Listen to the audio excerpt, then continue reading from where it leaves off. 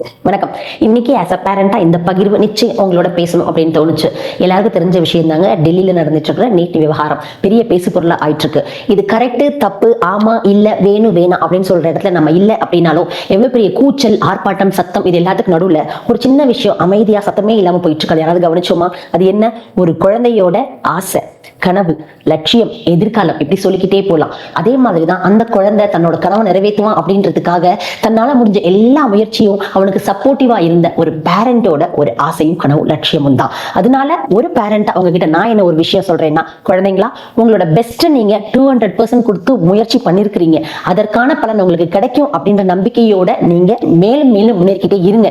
ஒருவேளை அது நமக்கு கிடைக்கல அப்படின்னா அது நம்மளோட தவறுதலோ நம்மளோட தப்போ கிடையவே கிடையாது. அதுக்கு ஈக்குவலான நமக்கு பிடிச்ச வேற ஏதாவது அது சார்பான துறையை எடுத்து படிச்சு அதுல உங்களோட பெஸ்ட் கொடுத்தீங்க அப்படின்னு சொன்னா எந்த இடத்துலயுமே நம்மளோட முயற்சிக்கு கிடைக்காத பலன் யாருக்குங்க கிடைக்க போகுது? நிச்சயமா உங்களோட முயற்சிக்கான வெற்றி உங்களை வந்து அடைந்தே தீரும் அப்படின்னு இந்த இடத்துல ஆணைத்தரமா சொல்லணும் அப்படின்னு மனசுக்கு தோணுச்சு. தீர்க்கமா சொல்றேன், ஒரு அம்மாவா சொல்றேன், நிச்சயம் உங்களோட முயற்சிக்கான பலன் உங்களுக்கு கிடைச்சே தீரும். All the very best.